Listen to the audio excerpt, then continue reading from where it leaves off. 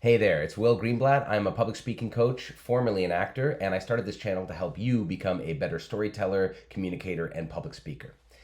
I'm going to be reacting today to a video called National Anthem 2024 by Ingrid Andress. I don't know if you've seen this yet, but she struggles.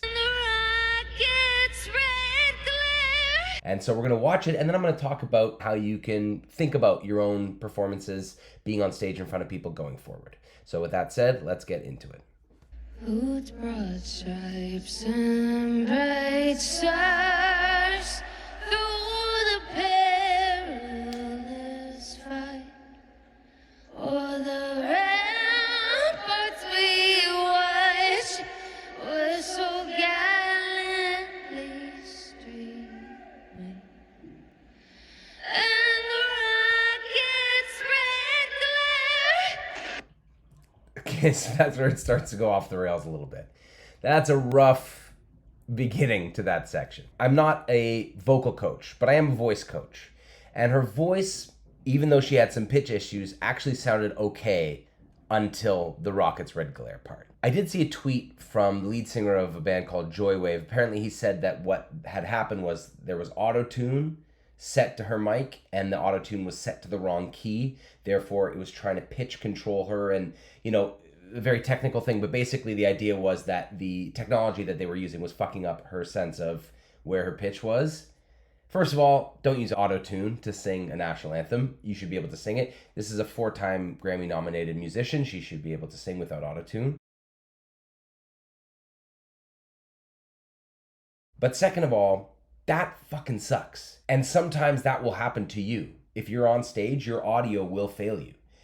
And I think she made a key mistake here, which is instead of trying to keep it light and subtle and trying to just sing it as basic, she starts going for a lot of runs and she starts trying to overcompensate for her tech not working. Let's take a listen. The bombs bursting air gave proof through the night that our flag was still there. Don't go up. Why go up? Oh, poor girl. Oh, say does that star-spangled Like, this is better. Light. Oh, I feel... O'er the land of the free.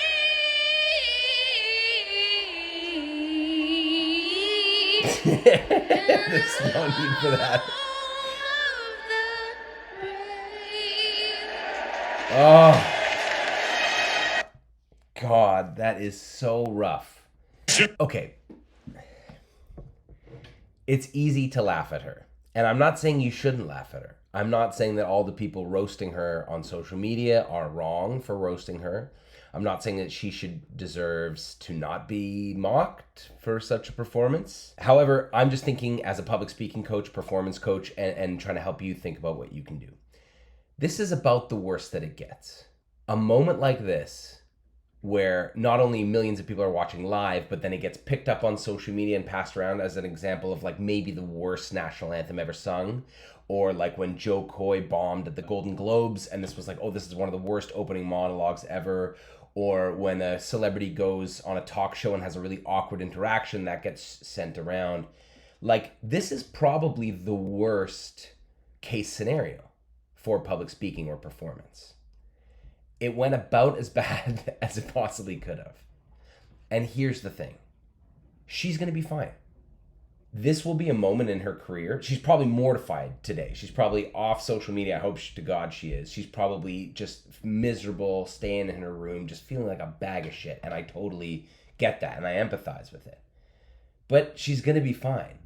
For you to even be famous enough to go this viral for being bad, your life is already like good. You have enough money and fame that you can build your career. And something like this is not going to derail her. Now, would it have been better for her career if she had crushed it? Of course. But the message to really take away from this is it can go the worst it can possibly go and you won't die. there is a fear that comes from stage fright, which our body literally thinks that fucking up in front of our peers is life and death.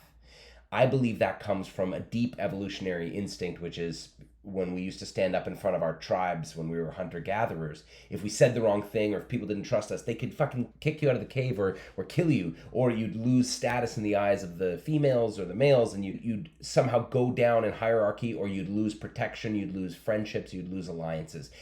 Public speaking or standing up and putting yourself out there used to be life or death. So in our nervous system, we still believe that it is. But you, if you stand up at work to give a presentation, or if you go on a date, or if you volunteer to speak up at a meeting, you will not die if you suck. The worst that happens is you have this really embarrassing, humiliating moment, and you'll get over it. One thing I think is really teachable from this moment is you can do this badly and still survive. And she will be fine. I know she will be. I remember the Joe Coy thing when it happened because I wrote a post about it. And he said he was crushed, but then a couple days later he was like, I'm fine. It was a learning experience. That's all it is. All these things are just learning experiences. So when you see something like this, I don't want you to think, oh, he's laughing at me, they're all laughing at her, this is why I don't go up for things.